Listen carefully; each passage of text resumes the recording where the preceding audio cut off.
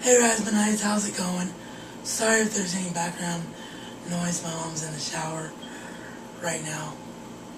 It is that time once again for pay-per-view predictions. Yeah, I didn't mean for wrestling to dominate this channel the way it has been in the last few days. It just happened that way, and I realized that with the commitment to do both predictions and reaction to pay-per-views, it's probably gonna happen that way every month, because there's always a TNA pay-per-view immediately followed by a WWE pay-per-view the next weekend. Let's get right into the WrestleMania 26 predictions today on the Razman's Reality.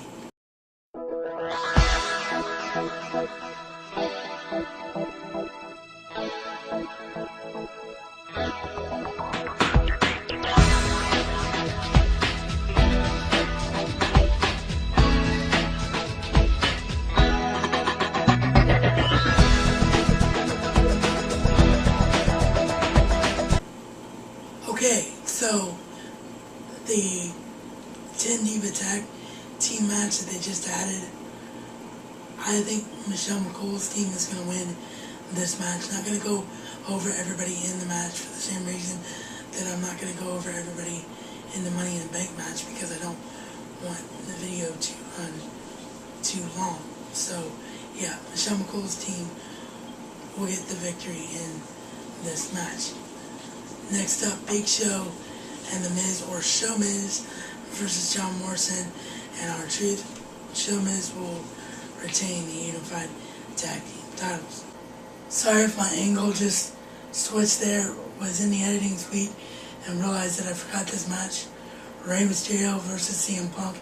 In a street fight, if Mysterio loses, he has to join the Straight Edge Society. While I think Rey Mysterio turning heel would be great, and actually wanting to join the Straight Edge Society by laying down in this match or causing himself to lose on purpose somehow, I don't think that's going to happen. Dominic could also get involved and cost Rey, but I just think that WWE has too much invested in Rey Mysterio and his merchandise and the way the little kids look up to him to be able to turn him heel. So Rey Mysterio will win this match. Next up, Randy Orton versus Cody Rhodes versus Ted DiBiase. It looks like Rhodes and DiBiase are going to turn on each other in this match, but they're both heels, so it doesn't really matter. Randy Orton's kind of been a tweener, although with what happened on Raw in the tag team match with Triple H and his comments the week prior just saying that he respects Triple H, it does look like they're fully trying to turn him face now, which I think is a good thing. So I expect Randy Orton to go over in this match. Next up, your Money in the Bank ladder match. There are 3 guys who could win this match for various reasons. You have Drew McIntyre, who's had the most build, with him having to qualify 3 times for the matchup and getting 2 losses expunged. He's also got the backing of Vince McMahon. And then you've got Kofi Kingston, a guy who they've tried to push and tried to push and tried to push, and they just can't seem to finally pull that trigger on him. He had that feud with Orton, but it seemed like he kind of lost steam after that. So he is another favorite to win. And then finally, there's Christian. Everybody's been wanting to see Christian break through the ceiling and be a WWE main eventer because of how great he was in TNA. He did his time in ECW and actually made ECW relevant before they discontinued it. My pick is Christian for one very simple reason, which you will learn later on in my predictions. Next up, Triple H versus Sheamus. I think Sheamus will go over in this match because I think Triple H is really trying to solidify Sheamus as a main event player. But it's not just Triple H. I think it's the entire WWE wants new face and new blood in the main event scene. For some reason, this is a guy who they didn't think needed to toil around in a mid-card before they pushed him. So yeah, Sheamus to get the victory here. Next up, World Heavyweight Championship, Edge versus Chris Jericho. Edge will win this matchup. Some people have made a good argument for Chris Jericho to win, talking about how Chris Jericho needs the win more than Edge needs to win. He would give the title more credibility. A heel never wins a big match, it seems like at WrestleMania. All that's true, but if Edge doesn't win this matchup, it does two things.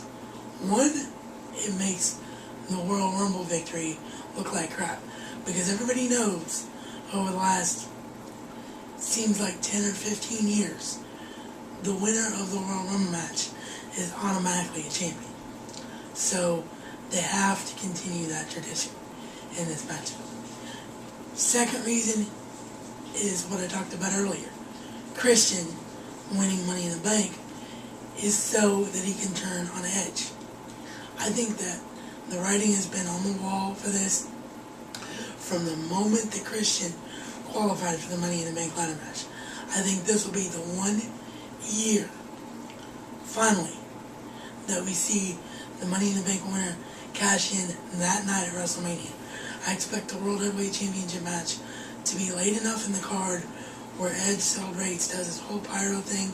Christian will come out. It'll be a moment similar to You Know Who, He Who Must Not Be Named in the wrestling world now, and Eddie Guerrero, where those two celebrated everything that they've gone through over the course of their careers and finally accomplished greatness. Christian will celebrate with the Money in the Bank, which is a foregone conclusion championship, and Edge will celebrate victory and vindication from his injury, being champion.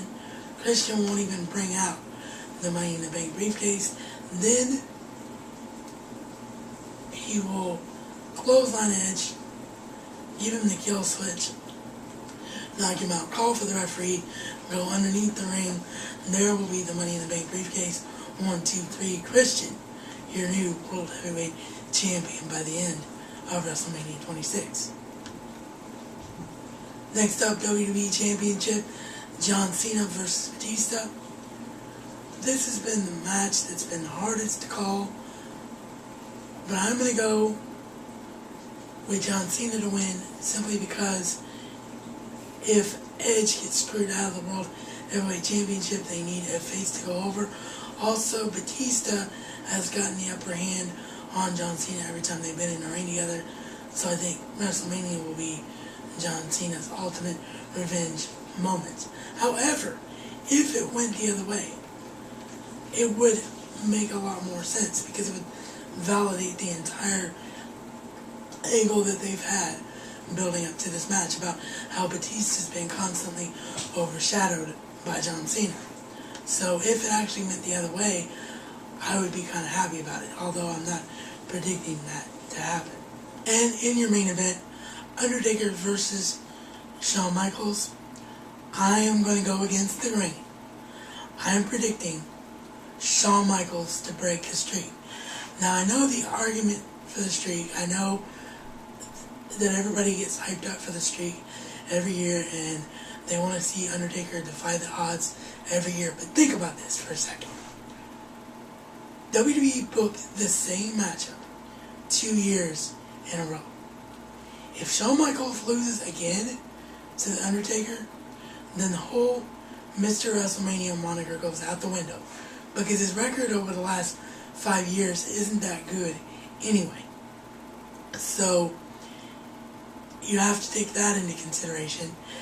And the simple fact that no matter who it is, whether it's Shawn Michaels, who's one of the best workers of all time, or whether it's a youngster like Jack Swagger, for example, who may come up someday to face The Undertaker. It doesn't matter who it is.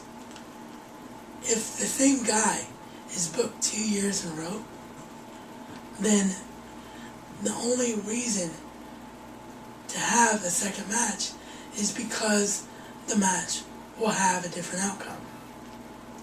So what I think will happen is that Shawn Michaels breaks the streak. It'll be 1-1. Then next year at WrestleMania, they have their final epic encounter, and it will end up being the last match for both men.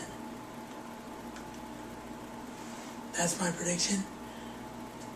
We'll have to wait and see if it actually happens. This is reality according to you, the Razman. And Razman style is not just a catchphrase, but a way of life.